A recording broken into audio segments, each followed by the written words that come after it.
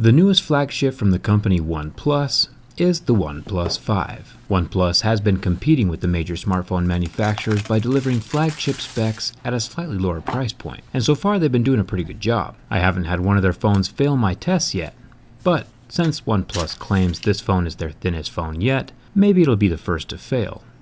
Let's get started.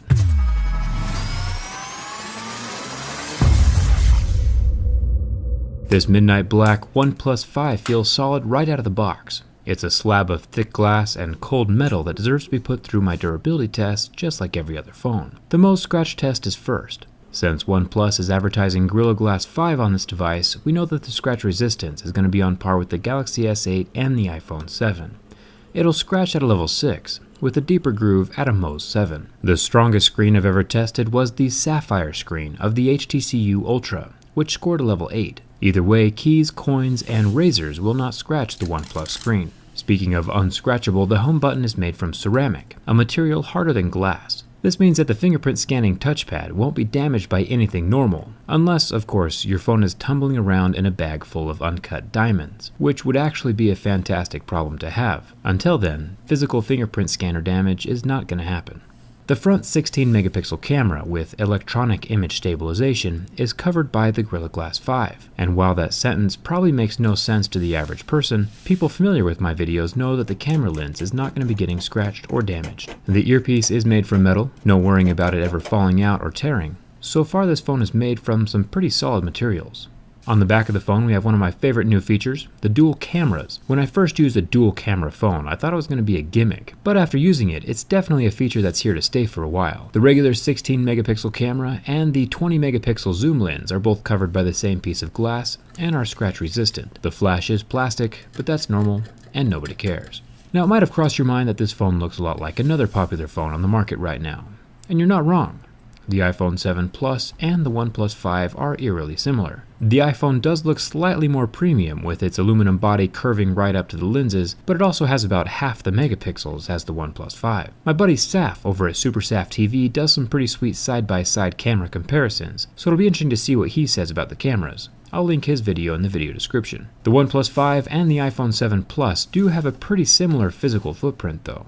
Now, back when the company OnePlus first started making phones in 2014, they released the OnePlus 1, whose name might have been based off the exclusive invite-only system that was required to buy one of their phones. The OnePlus 2 was also invite-only, and finally, with the OnePlus 3, they got rid of that invite system. You might have noticed that they skipped the number 4. Skipping the OnePlus 4 might be out of respect to some Asian nations who are superstitious of the number 4. The number 4's pronunciation is very similar to the word for death. Nokia has also been skipping the number 4 with their phones for the exact same reason. And that's a pretty valid reason. Nobody else in the world wants to buy a phone named Death either. You also might be thinking to yourself that a razor blade is a bit extreme for a scratch test. And I agree. I did try some more realistic objects like my keys. They initially left a mark, but the marks rubbed completely off. I also tried a metal coin, scratching the anodized back metal, and these marks as well could be magically erased from the back of the phone with my finger. Pretty darn impressive. The anodized aluminum, just like on the iPhones, can handle your basic coins and keys scratching it, but it can also still be damaged by sharp rocks, razors, or that sack full of diamonds we were talking about earlier. It is durable, but not invincible.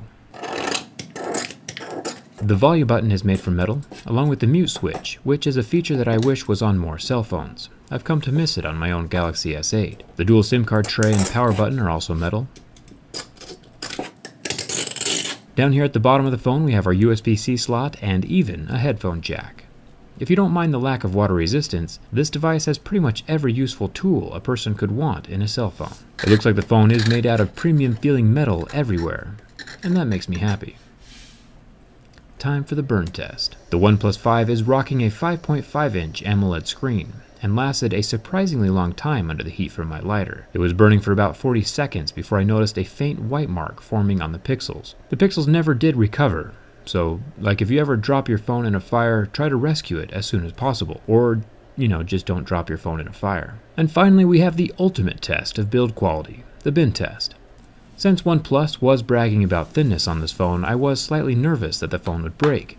Turns out I had nothing to worry about. The screen does pop out from the frame, which shows us that there is no waterproofing adhesive, like we saw during my iPhone 7 test, but the phone locks out after the pop and does not bend any farther. It's even less flexible from the front side, since that screen is set down inside the metal frame, keeping things from moving around at all. This OnePlus 5 definitely passes the bend test. One interesting thing is that OnePlus is advertising 2.5D glass on their phone. If you remember, the HTC U11 advertised 3D glass. You can tell that the 3D glass has a major curve to it, while 2.5D is more of a bevel, leaving the glass itself flat, allowing it more give and play during any stressful situation. The rigid 3D glass, combined with that flexible metal frame on the U11, is what got it obliterated during my last durability test. The OnePlus 5 also has a plastic buffer between the glass and the metal, which will help the screen survive against impacts or drops. These subtle differences in construction that you normally wouldn't notice go a long way in the durability of a device.